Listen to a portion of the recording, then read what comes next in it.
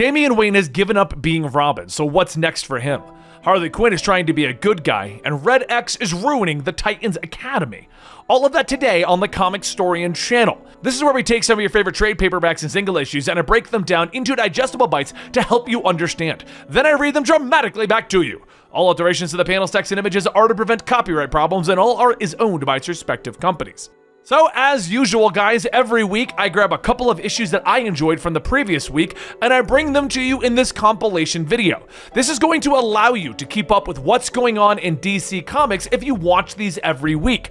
Today we're going to be covering Robin issue number 1, including his backups that give the prequel story to that. We're also going to cover Harley Quinn issue number 2 and Teen Titans Academy issue number 2, and I'll give you the recaps on all of them right before we get into those videos. Alright guys, let's get into it. Today we're going to start with Robin, but Robin doesn't start with Robin number 1. Robin requires a little bit of background. You see, when we last left off with Damian Wayne, he had decided that the life of being Robin and the life of being the leader of the Teen Titans wasn't for him. That he needed to find another way to become his own hero, to stand out from everything else. And he disappeared into the night. Well, with Infinite Frontier, Damian Wayne is officially back, but he didn't start in Robin number 1. The story actually begins with 2 backups. So we're going to start with the first one at the back of Batman 106. In the dead of night, in the rogue nation of Markovia, armed security on top of a building are knocked out within seconds. Inside, Talia al Ghul pours herself a cup of tea when she suddenly notices something. She tells the intruder that when they were 6 years old, they snuck up on a member of the League of Assassins and cut off his ear, just to prove that he would never hear them coming. She sensed them because they wanted her to. After a few moments of silence, Talia sighs, stating that they are just as theatrical as their father. The voice tells her, "I am nothing like my father. My father was a failure, a boy trapped in an alley. I am free." Damian steps out of the shadows. "I have come to take my role as the grandson of the immortal Ra's al Ghul, heir to the demon throne." Talia hugs him, telling him that it's good to see him. Though she respected his desire to explore his birthright to the Bat, she is disappointed. Her son finally returns, defeated. Damian tells her, "I have not come because of defeat. I reject the Bat." Talia asks, what does he have to show for it? He has no resources, no money, no home, no father, Alfred or the rest of the family to go to. Even those teenagers that he worked with are out of his reach. He claims to be free, yet he ran to his mother. How uninspired. Like a baby bird who tried to fly on his own too early, he went crashing down to earth. However, she is here to pick him up and return him to the nest.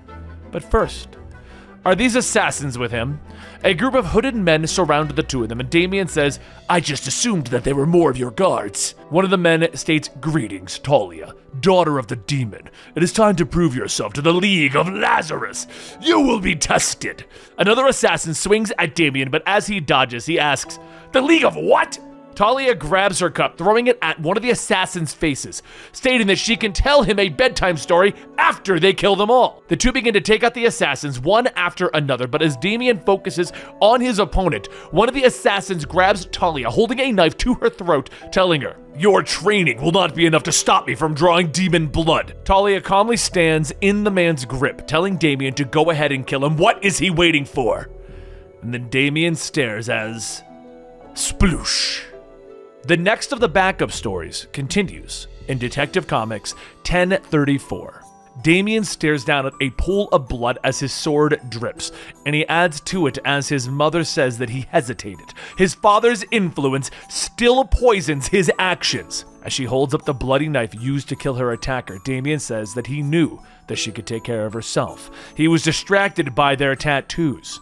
It's writing, it's no language that he's ever seen. Their fighting style reminds him of the League of Shadows and Assassins, but different. And they called themselves the League of Lazarus. Talia sighs, telling him long ago the Demon's Head Empire had 3 classes: the League of Assassins, the League of Shadows, and the League of Lazarus. But the League of Lazarus rebelled early in her father's reign.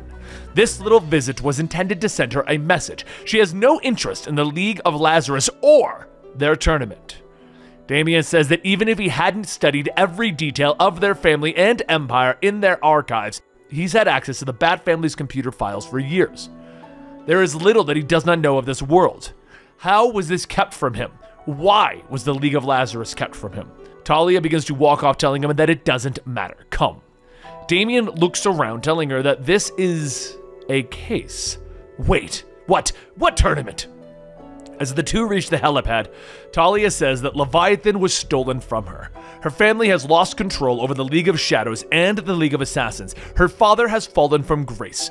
There are much larger things going on in the world that now requires her attention. It falls on her to rebuild their empire. That is her priority, and so it will be his as well. He will assist her, and she will not treat him as her son. That was her mistake in the past. He will be treated as any other assassin in her employ, a weapon in her hands. If he does that, he may live to the expectations that she has for him. It is time for him to choose which life he wishes to lead, that of the demon or that of the detective. Damien looks out the window of the helicopter as Talia goes on stating that he said that he left behind Batman's ways. Prove it. He'll be better off. Mother knows best. Talia looks back. She sees Damien has jumped out of the helicopter, telling her that she should have known better than to cage him. Do not let me down, my baby bird, my son. We now go to Robin, issue 1. Batman could remember the moment he met his son Damien. It was like looking into a mirror. Ever since Talia brought him, he could tell that they were going to be a handful. Stating that he was entitled would be an understatement. He never questioned that one day, Damian Wayne would become Batman. He is as strong as he is stubborn, and there is no doubt that Damian could take care of himself, but that doesn't mean that he should have to. However, after a night of searching, neither Batman or anyone else could find him. He was essentially a ghost, but Damian was actually right where he wanted to be. He had disappeared from the ranks of the Teen Titans, and his father could no longer find him, but in the underground fighting ring, battling against the King Snake. As King Snake threw his punches and kicks, narrowly missing Damian each time, he said that he could smell it on them. You're not the same as the others. You're the son of the Bat. I may be blind, but I'm not stupid. King Snake taunted with each swing, stating that he heard about them. Both sides of their family have fallen from grace recently, haven't they? Ra's al Ghul is gone. Batman lost his city. How about this? You give up now and I'll go easy on you. What do you say, kid? And after landing from a dodge, Damian tells him, fine! And he jumps up, slamming his knee into the Snake King's face, telling him, your tattoo is stupid, and you know nothing about me or my family. As the King Snake falls to the ground, the referee calls that the match is a knockout, and the crowd begins to cheer. Damian dusts his hands off, telling him, that was too easy. And the bookie hands him the winnings, telling him that he'd double it if he had killed King Snake. But while the crowd continues yelling, asking who is the kid, there is a hooded man in particular watching very closely. A short while later, taking a moment to himself, Damian reads a bit when he hears a voice asking, what is this mystery that he's hoping for? Him choosing to hide from his father in some of the farthest, most nefarious reaches and involve himself in brutal and illegal fights in search of the League of Lazarus. Did he come here to fight King Snake specifically because he's Bane's father? Damian says, don't get that twisted. This wasn't an act of revenge. King Snake was just next in line. I will find the League of Lazarus' tournament. I will win, and I will find out why my mother and father have kept them from me. And there is no way this guilt trip is real, Pennyworth. The hooded man from before begins to walk up, and Damian closes his book. It's about time. The man reaches in his cloak, pulling out a coin, handing it to Damian. You've earned it. This marker grants you access to the League of Lazarus tournament. Damian takes the coin, asking, what's the rules? The man turns his back, telling him, to be on the boat in 15 minutes. If you're not on by then you forfeit your place. But there isn't a chance that Damian would pass this opportunity up, so he boarded the boat. They sailed through a storm, and by daybreak it had reached its destination, Lazarus Island. As Damian steps off the boat, he passes by someone in a rather familiar red and black costume, stating that it looks like copyright infringement is waiting to happen. The person says that they're Respawn and they're the reason he's going to regret coming here. As everyone else gets off the boat, a white-haired woman steps before them, welcoming everyone, introducing herself as Mother Soul, and that she will be their host for this tournament. She explains that once every 100 years, the League of Lazarus gathers the best fighters in the world, those who are willing to become living legends. Each of them has earned their opportunity to reap their rewards in the Lazarus Island. This place may appear to be a paradise, but it is the greatest battle arena in the world. She does warn against fraternizing, though. She has seen how making friends here hurts a fighter. That being said, at that moment, Damien interrupts her, stating that she talks too much. All this chit-chat is wasting time. I'm here to fight, so let's fight. Ravager whispers, dude, you need to chill. There's things going on here that you don't know about. Damien ignores the warning, stepping before everyone, telling them, I am Robin, son of the Bat, and my mother is the deadliest woman in the world. My grandfather is the immortal Ra's al Ghul. Demon blood runs through my veins. Now, shall I take you all on at once, or one at a time? Mother Soul laughs, stating that she'd hoped to break bread before the fighting began. But who is she to turn down dinner and a show? Are there any takers for this Robin? A white-skinned girl jumps in, stating that she'll take it. They'll call her Flatline, just like what he's about to have. Damien cracks her in the face, asking, why do all fighters use banter to hide their fear? Flatline wipes the blood from her face, telling him that he's got some good moves.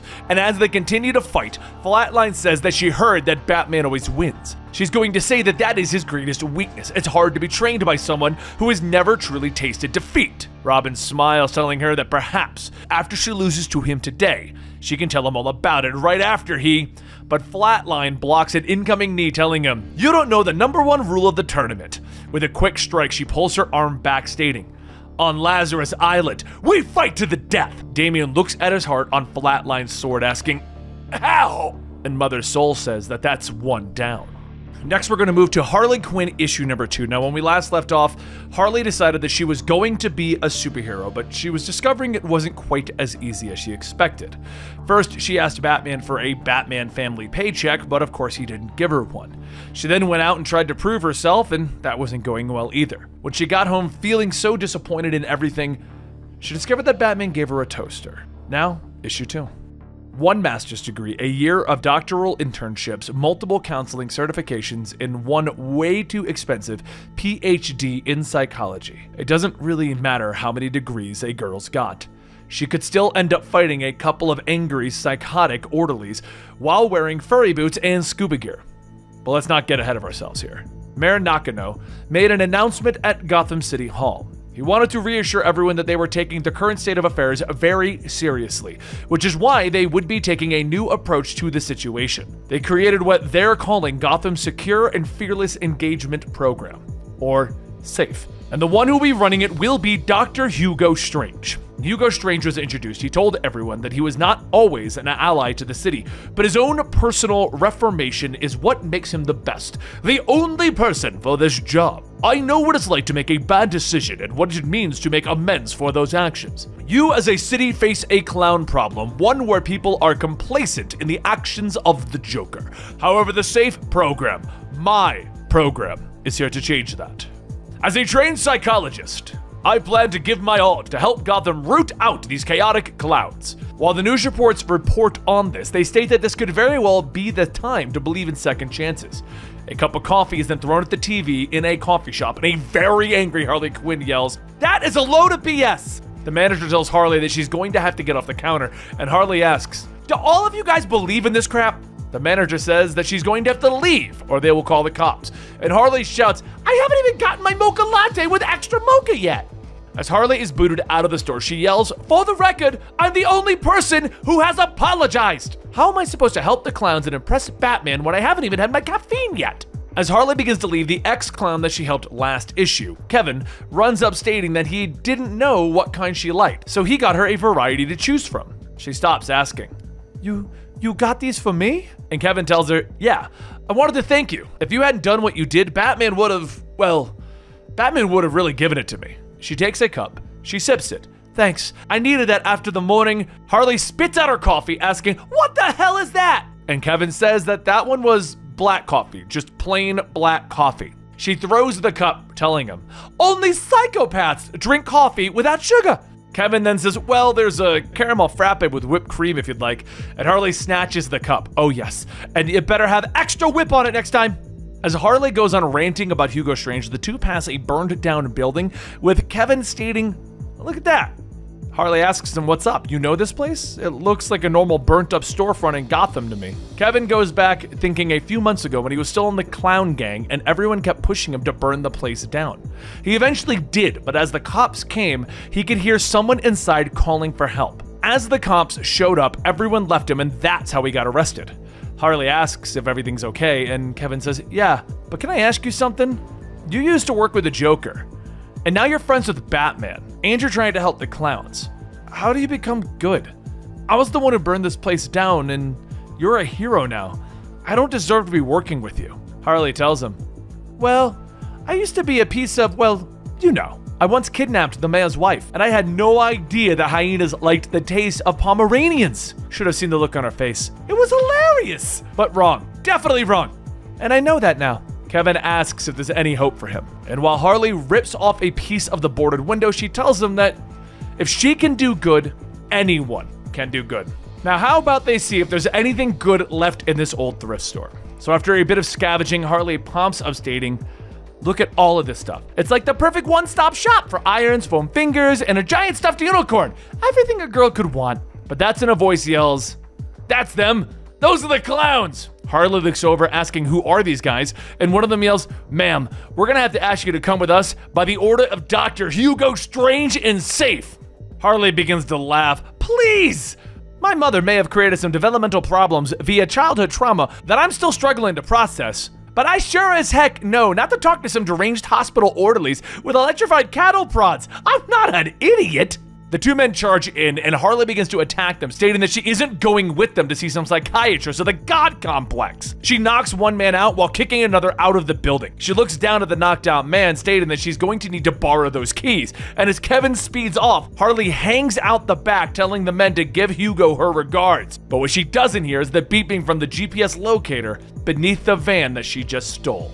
Next up, we have Teen Titans Academy number 2, in which Nightwing, Starfire, and the original Titans have created a school to train the next generation. But there's something weird going on. Dick Grayson has explained that he used to be Red X, but someone new has picked up the mask. The young speedster, Alinta, spins the wheels on her wheelchair as fast as she can, telling herself to be careful. Too fast and she's going to rip the treads right off. Her blades are in the locker. No one will catch her with her blades on if she can just, but at that moment a baton is thrown into the spokes of her wheels and she crashes face first into the ground. A figure then walks up as she asks just who are they. The person is wearing the Red X costume, telling her, "Someone who's always 3 moves ahead." Alinta asks, "Why not just skip to the last move then?" "Well, what are you waiting for?" Red X yells for her to shut up, and then throws his crosses. However, 3 days prior, the students of the Academy are given a field day so they can let loose for a bit. As Alinta skids to a stop, Cyborg tells her to take it easy. She's a Speed Force sprinter. Keep it to quick bursts like a lightning bolt. She catches her breath and runs off, saying, "Bolt." She kinda likes that. Besides, she didn't give up everything to come here just to be a sprinter. Perhaps if she trains. Cyborg laughs. All right, I get it. Just don't overdo it. Even the fastest speedsters in the world know when to slow down. As Alinta races off, Cyborg notices another student, Matt, sitting alone with a chessboard. He looks up and looks at the board, stating, "Checkmate in 7 moves." Matt moves a piece, telling him that it isn't chess, but Cyborg says, "Good, because I just made that up. But if this isn't chess, what are you playing?" Matt tells him it's a Rima. You play it using a standard chess set with some marked up spaces, but it's a completely different game. Cool, but it's field day. Why aren't you working out? Matt tells him that he doesn't need to. He's stronger than anyone here, including Cyborg. Sharpening his strategic thinking is a better use of his time. Speaking of time, Cyborg is taken aback as he realizes the time, yelling for everyone to take it easy and blows his whistle. As Matt begins to put away the pieces, Cyborg turns to him asking if he's homesick or something, or does he need someone to talk to? Matt tells him that he doesn't need anyone, as in he doesn't have a home or some origin story. Last year he woke up in the med bay of the USS Eisenhower. Captain said he fell out of the sky and that he was lucky that they were there to fish him out of the Atlantic and save his life. Waking up on the aircraft carrier is his first memory. Everything before it is a total blank.